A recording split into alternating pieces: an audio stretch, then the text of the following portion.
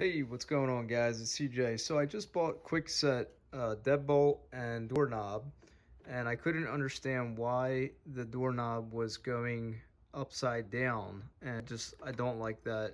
It doesn't make sense. Common sense, it should go the right way. You don't have to do it like that. It doesn't matter. It does work either way, but I don't like it like that. So if you're like me and you don't like it like that, I'm going to show you how you can change your lock to make it go the proper direction. The first thing you're going to do, obviously, is remove the doorknob from the door. Simply unscrew the sides of your lock, 2 screws. Okay, set them to the side so you don't lose them. And then you're going to need to take the 2 screws off on the outside. And maybe you didn't buy a new doorknob. Maybe you just want to change it so that it's right. Now, this is for Kwikset. I can't say this will work for anything else, but I know this will work for Kwikset. So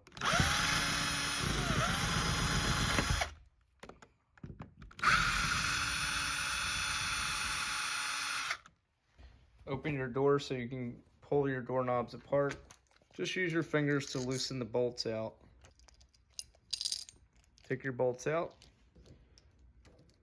To take the other side of the doorknob off, you're going to have to press the button in. Now, if you notice, if you look in here, so the problem is that when it is turned the other way, the 2 poles or bars will not properly go into the holes. They're not aligned properly. So it can only go in one direction because of the locking mechanism. And by the way, you can actually make this longer if you need to. I'll show you real quick how to do that. If you need to extend your lock, it's pretty neat. It has a feature right here. So one says 70 millimeter and the other's 80. It's on both sides. All you have to do is press down on one, and then you would do the same on the other. And now I just extended my lock, making it longer. If you don't want to do that, press them in on both sides and pull them down at the same time. Okay, back to what we're talking about here. Again, this is Kwikset, guys, and I'm going to show you how to change this so that it's the opposite direction. Now, I did buy a new one because I thought if I bought a new one, it would work, and it's still the same problem. All right, so what you're going to need to do is, number one, is pull the cylinder out. Now, there is a special tool you can use to do all of this with on Amazon. I'll put the link in the description. I do not have the special tool, so I'm not going to show you how to use it with the special tool. I'm going to show you what I use to make this job happen. And really, you don't need special tools, and it doesn't take that long once you understand how this works. So what I used is, as you can see, I took the cylinder out and I took the locking mechanism out. All right, so what I actually used was a pointy, I don't even know what you would call this, just a poker, a pointer, and then an angled hook. You can use 2 long flat heads. Either one will work. I prefer this because they're really pointy and long, and it works for what I need to do. All right, so if you have a flathead, you can start off with the flathead. All right, first thing we need to do is take the cylinder out. There's a little notch right here. You just want to center the notch. You just want to center that notch. Let me see if I could show you a little better. See the notch? It was turned to the side. It can go to the left or right. You just want to put it in the middle. Now what you want to do is you want to release the cylinder. These springs right here, you need to press them in. So as you press the cylinders in, you'll be able to pull the cylinder out. Press down on the springs right here on the inside. At the top part, press down and get your flathead under the tab. There's a little tab at the top. Put your flathead under that. Press down, and then you can pull your cylinder right out. Okay? So the cylinder came out. Okay, so the next step is we need to pop off the front part of the lock. So here's another Kwikset. It's just a different shape. Doesn't matter what style. they do the same exact thing. All right, this style is a little bigger, this one's a little smaller. So what you need to do is you need to squeeze these two pieces with flatheads or anything that can get to these two pieces. You need to press down hard enough so that you squeeze it, so that when it's squeezed, the locking mechanism will simply pop out of the knob.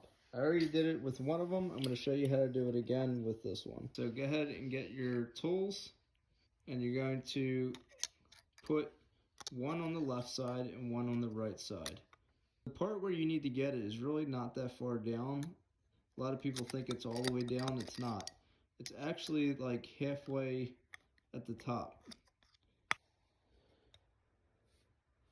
So once you get one there, it kind of holds it in place by itself. And then all you got to do is get the other one and do the same thing. Now there is a tab right here that can be pushed in. You don't have to push it in, but when you push it in, it allows you to reach on the other side. All right, so this is why the right angled poker actually works well with this.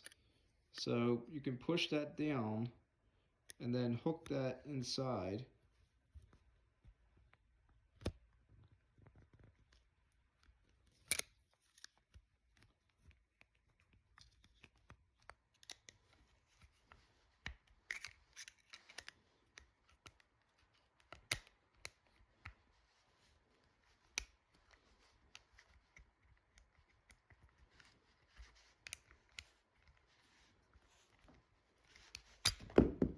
Boom, there it is.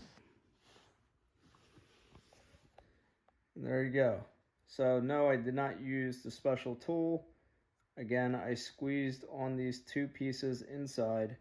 And it's actually pretty wide, believe it or not. So a flathead or anything that can just press on the inside of these may seem difficult and might take you a little while, but this is what I did to open it. And if you want to see inside, you can see exactly how I was squeezing those two pieces together.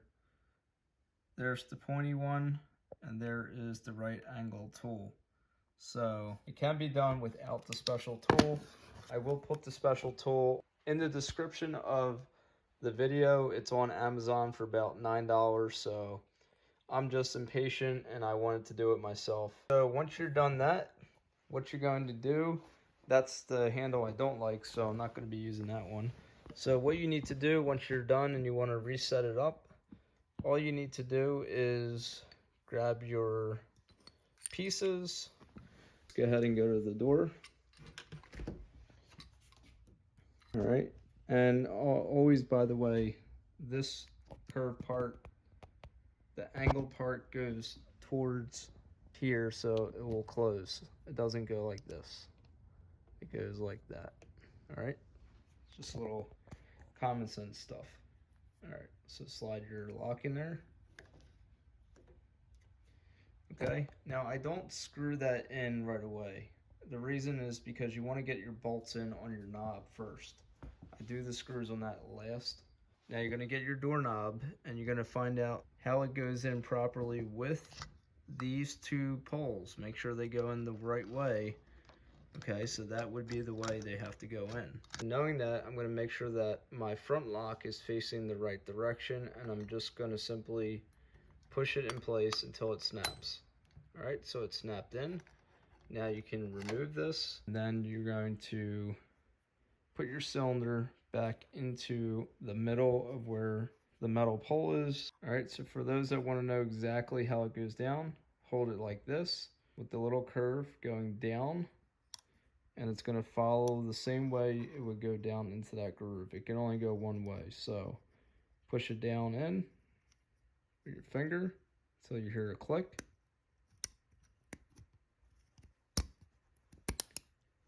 There you go. It's clicked in. It should be, you should still see the silver, the black part should be below the silver. That's how you know it's clicked in. Push that little black part to the left side or right side, it doesn't really matter. And now you should have a normal knob. All right, get my knob, slide it in the same way it goes in. Now, if this doesn't go in straight, you put this in, you may have to push this tab in, and what it does is it allows the hole to open up a little further. So get your other side.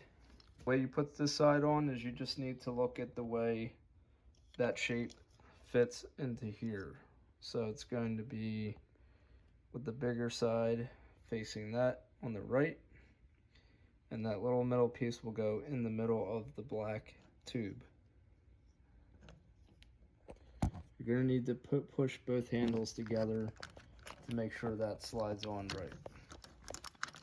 Also, make sure the doorknob is unlocked. The doorknob has to be unlocked for that to go on properly.